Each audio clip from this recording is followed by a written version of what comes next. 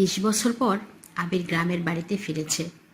গ্রামটা যদিও এখন আর গ্রাম নেই, ছোটখাটো একটা শহর বলাই চলে।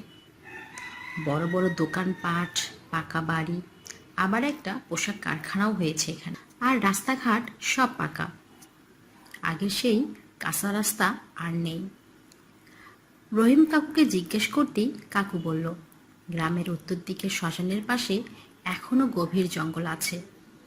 পরের দিন বিকেলবেলা আবির ঘুরতে বের হলো। পাকা রাস্তা ছাড়িয়ে কাঁচা রাস্তায় হাঁটতে শুরু করলো। জীর্ণ পরিত্যক্ত একটা রাস্তা, শুকনো পাতা দিয়ে মোড়া। জায়গায় জায়গায় মাকড়সার জাল তার প্রভুত্ব বিস্তার করে আছে। শ্মশানের পাশ দিয়ে আবির জঙ্গলের পথ ধরল। জঙ্গল এত গভীর যে আলো প্রবেশ করে না বললেই চলে। কোথা থেকে যেন একটা পাখি করুণ সুরে ডাকছে। এই জনপদবিহীন প্রকৃতির শোভা দেখতে ভালোই লাগছিল। হঠাৎ আবিরের খেয়াল হলো বাড়ি ফিরতে হবে, তাই বাড়ির পথ ধরল। কিন্তু সন্ধ্যা হয়ে যাওয়ায় রাস্তাটা ভালো করে খুঁজে পাচ্ছিল না। হঠাৎ একটা পচা পাতায় পা পিছলে একটা ছোট কুয়োয় সে পড়ে যায়। মাথায় চোট পাওয়ায় কিছুক্ষণ জ্ঞান হারিয়েছিল আবির। জ্ঞান ফিরতেই গর্ত থেকে বের হবার প্রাণপণ চেষ্টা করতে লাগলো। শেষমেশ উপরে উঠে দেখে সন্ধ্যা হয়ে গেছে, চারিদিকে অন্ধকার গ্রাস করে ফেলেছে। এই সময় সবচেয়ে বড় ভয় হলো রাস্তা হারিয়ে যাওয়ার ভয়। আবির আসার সময় লক্ষ্য করেনি ও যে রাস্তা দিয়ে আসছিল সেই রাস্তায় এক জায়গাতে 3টে রাস্তা একত্রে মিলিত হয়েছে, আর 3টে রাস্তাই একই রকম দেখতে। ও যতবারই রাস্তা ধরে বের হতে চায় ততবারই ফিরে আসে সেই 3 রাস্তা যেখানে মিলিত হয়েছে।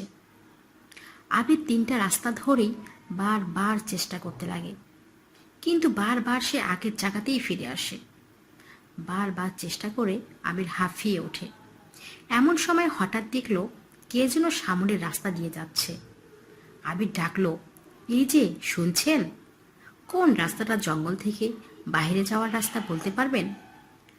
ভারী গলায় উত্তর আসলো, এখন বাহিরে যাওয়ার রাস্তা পাবে না, কারণ বাহিরে যাওয়ার সব রাস্তা বন্ধ।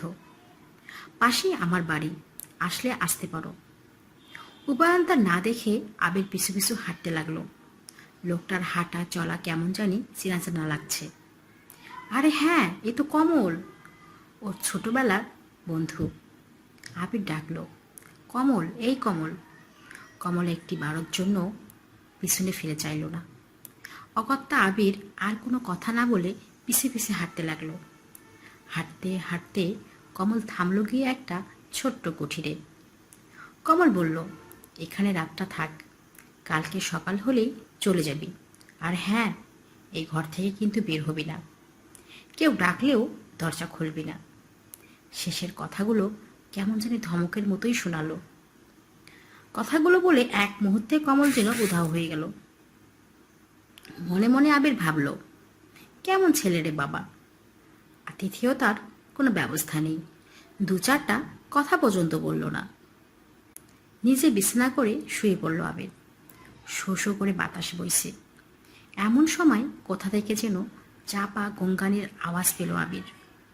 পরক্ষণে কান্নার আওয়াজ, আবার অট্ট হাসিতে কানের পর্দা যেন ফেটে যাচ্ছে। আবির চিৎকার করে উঠল, কে কে ওখানে? কিন্তু কোনো সারা শব্দ নেই। কিছুক্ষণ পর আবার সেই অট্টহাসি, তারপর আর কোনো সারা শব্দ নেই। হঠাৎ এক পশলা বাতাস বয়ে গেল, আর একটা কালো ছায়া যেন নিঃশব্দে ঘরে ঢুকলো। আবির চোখের ভ্রম মনে করে জানালা দিয়ে আকাশের হাবভাব লক্ষ্য করতে লাগলো। ঠিক তখনই একটা কালো অবয়ব আবিরের সামনে দিয়ে চলে গেল। মনে হচ্ছে একটা মেয়ে, কিন্তু মেয়েটার বিকট চেহারা। এক নজর দেখেই আবিরের মনে হলো কেউ আগুন দিয়ে ওর মুখটা পুড়িয়ে দিয়েছে। আবির ভয়ে জানালাটা বন্ধ করে দেয়। আবার সেই বিকট অট্টহাসি। আবির ভয়ে থরথর করে কাঁপছে। আশেপাশে যেন হাট বসেছে, কেউ গল্প করছে, কেউ ঝগড়া করছে, আবার কেউ বলছে এই ঘরে একটা ছেলে আছে, ওকে মেরে আমাদের সাথী করে নেই। ঠিক এই সময় কে যেন বলল, এই কথা ভুলেও চিন্তা করবে না তোমরা কেউ। ও আমার বন্ধু আছে, কেউ ওর ক্ষতি করার চেষ্টাও করবা না। কণ্ঠটা খুব পরিচিত মনে হলো। পরক্ষণেই মনে হলো, আরে হ্যাঁ, এটা তো কমলের কণ্ঠ। আবার জানালা দিয়ে তাকালো আবির।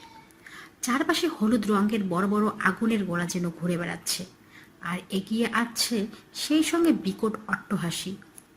আবিরের দম বন্ধ হয়ে আসতে লাগলো।